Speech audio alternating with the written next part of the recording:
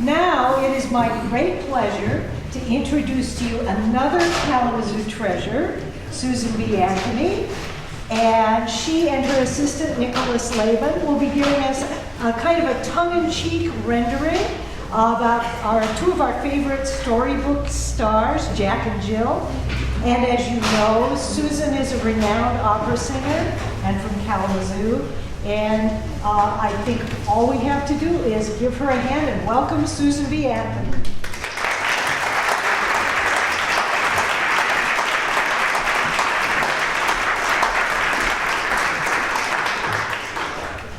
Thank you and welcome. And I told her to make that up and she did a great job. Yes, this is a musical satire, but it's actually based on actual analysis. So you could actually learn something here. And I hope we have a little laugh along the way. So, without further ado, I'm about to introduce you to The Musical Adventures of Jack and Jill. This is a piece by Zygmunt Schmid. It was published in 1926, so that should give you an idea of how old it is. However, it has survived even the original copy here, which I keep having sent back and forth from friends of mine in Middleville who eventually introduced me to this piece. So, here we go. The Musical Adventures of Jack and Jill. Could any composer find a text more suitable for a musical setting than the famous poem of Jack and Jill? Remind yourselves of the words in their stark, dramatic simplicity. Jack and Jill went up a hill to fetch a pail of water. Jack fell down and broke his crown, and Jill came tumbling after. Never mind the inconsistency of the rhyme. This is more than drama. It's an epic. Note the constant action. There is no padding, no waste of words. Everything is clear and vivid. Tragedy, idealism, pathos, the human equation, all are contained in these brief lines. The words positively cry out for a musical accompaniment.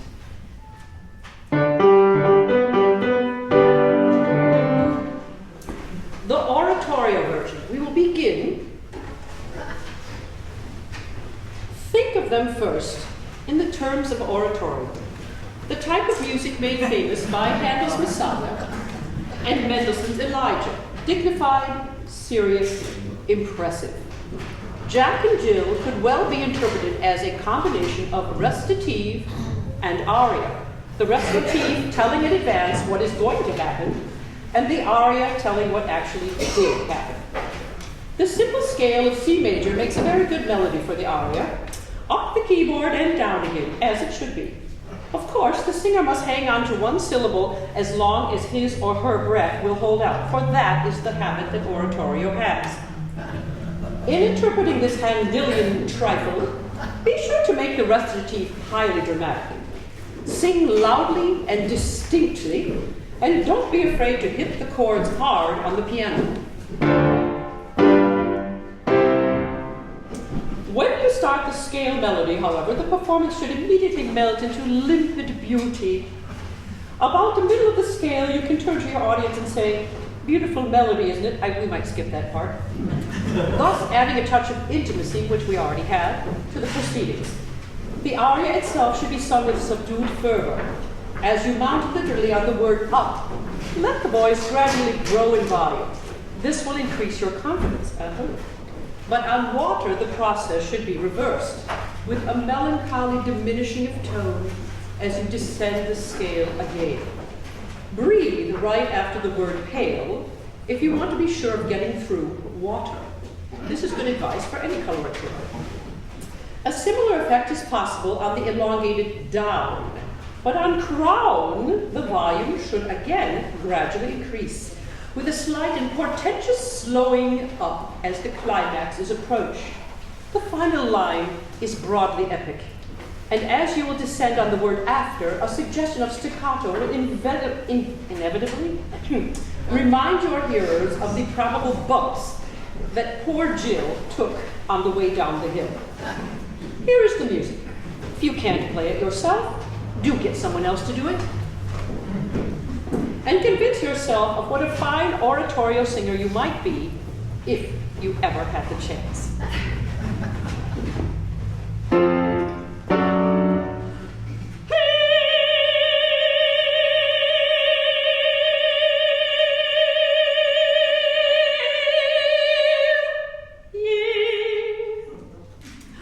Followers of false gods, I come to tell the solemn story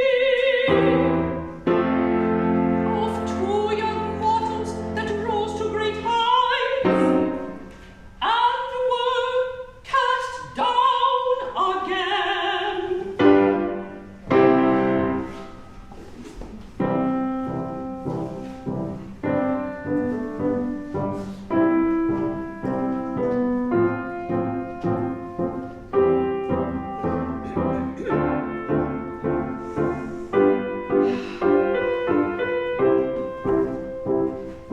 Jack and Jill went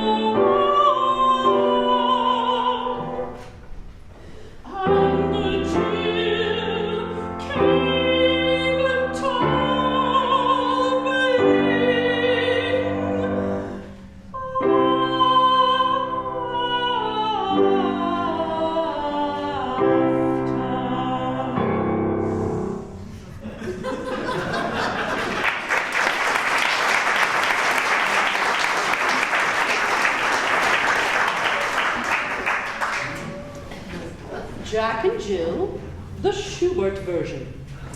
Franz Schubert would have made a sweetly sentimental song out of Jack and Jill. He wrote over 600 altogether, some of them masterpieces, others not so good. Schubert had the habit of building masterpieces and accompaniment out of a single pattern, repeated over and over again, merely with the occasional change of key, and often keeping on after the song was actually over. For Jack and Jill, he could find no better accompaniment figure than the good old tune, Over the Fence and Out.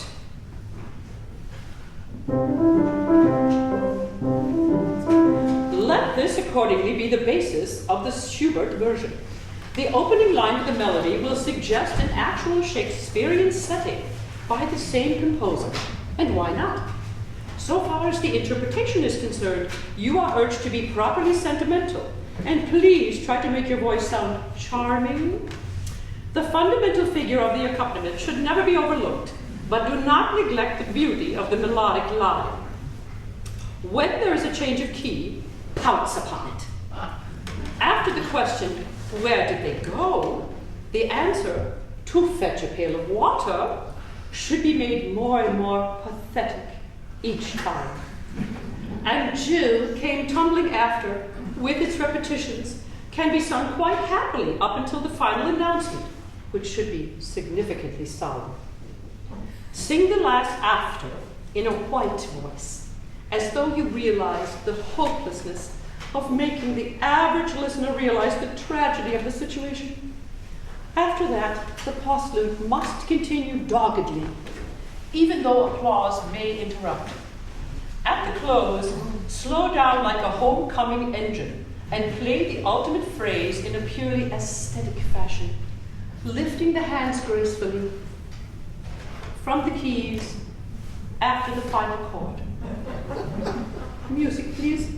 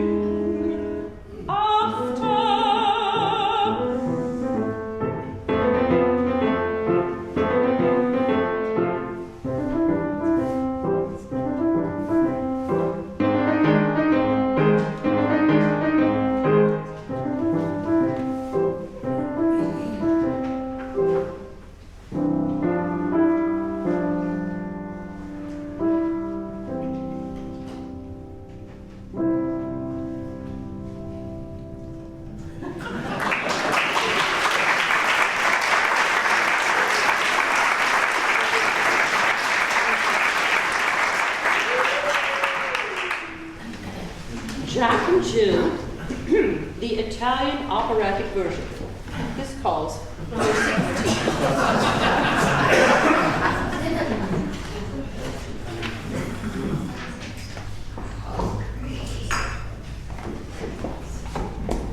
For the old Italian opera Jack and Jill would really require a sextet for proper interpretation.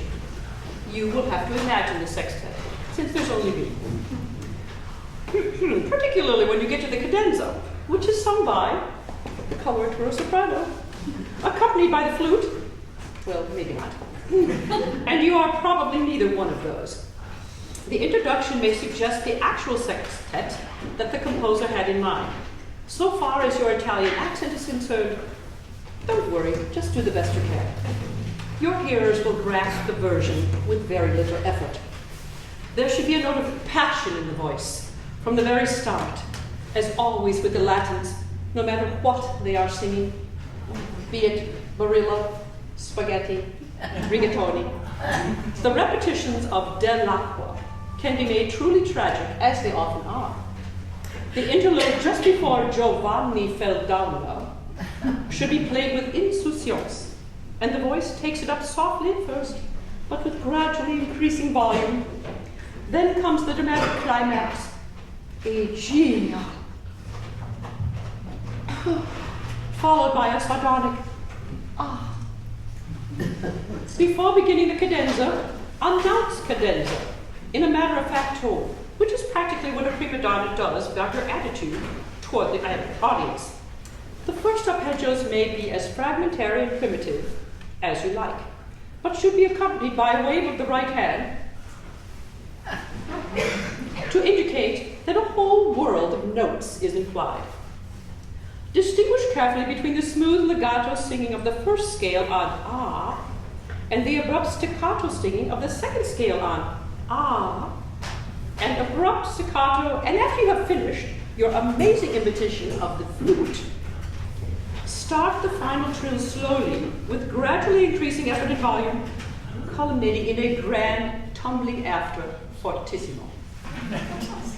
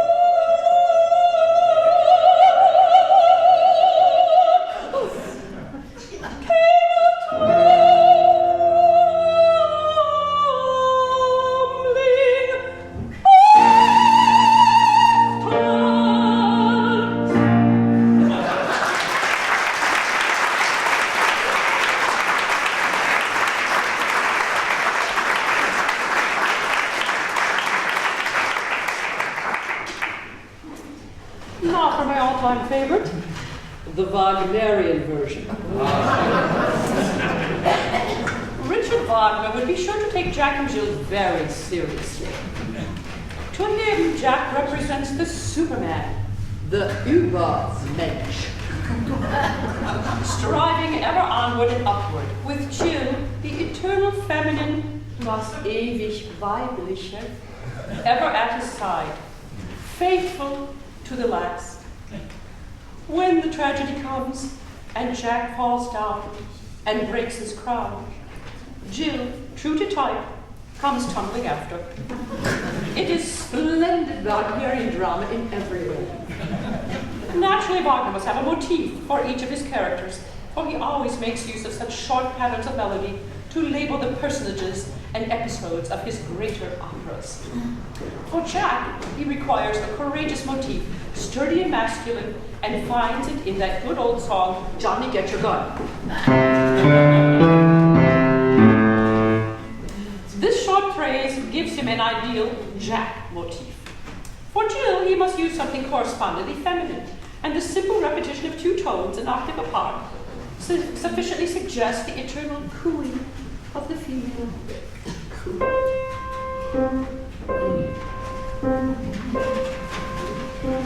Wagner may have derived this musical thought from the sound of a baby seal calling its mother. Try it with repeated word mama as a text. Mama, mama, mama. Ah, yes, you get it. With the two motives definitely planted, the Wagnerian version of Jack and Jill quickly and easily grows into a stunning bit of dramatic declamation. Wagner always wrote his own words using highly alliterative German, in which all the important syllables of each line begin with the same consonant. And this was comparatively simple because the German language is full of consonants. So long as the motifs come out clearly in the accompaniment and the alliteration is explosively emphasized, it doesn't matter much what the singer sings. In fact, it is only necessary for him to sing louder than the orchestra plays. In performing this Wagnerian version of Jack and Jill, try to get the peculiar goat-like quality of the German tenor voice. I'm not sure I can do that. But be as noisy about it as you wish. The German words really make sense of a sort, and if you don't know the pronunciation, anyone with even slightly familiar with the language can set you straight. The Heil-to-Ho at the end is a direct quotation from Die Walküre, and should finish with a shout. Don't be half-hearted about this. Remember, Wagner is Wagner, and a good performance should always be heard at least 2 blocks away.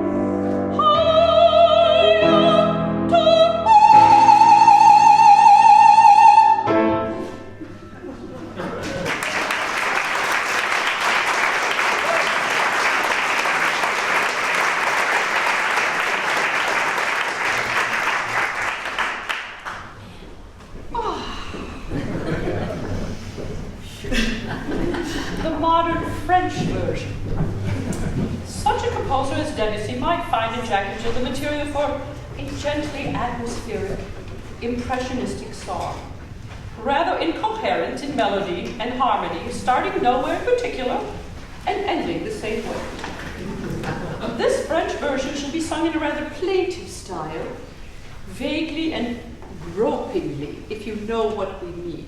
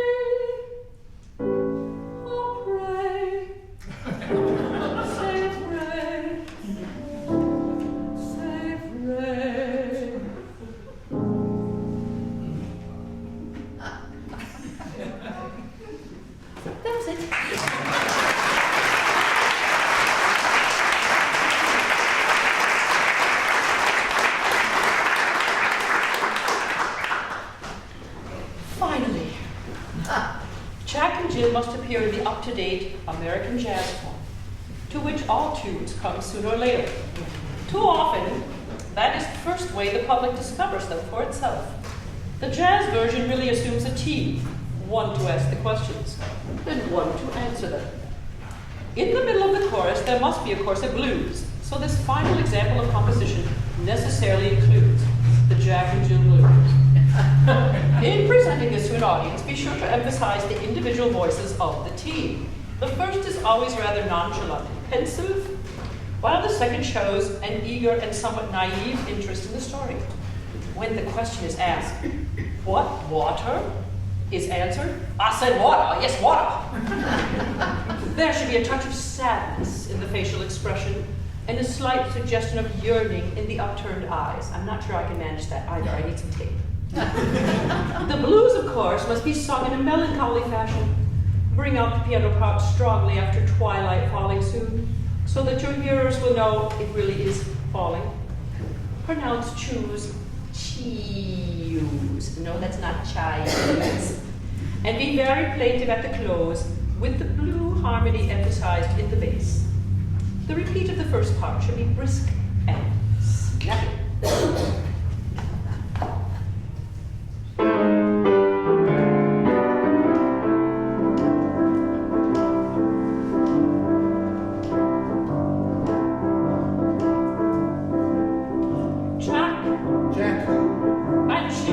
What did they fetch?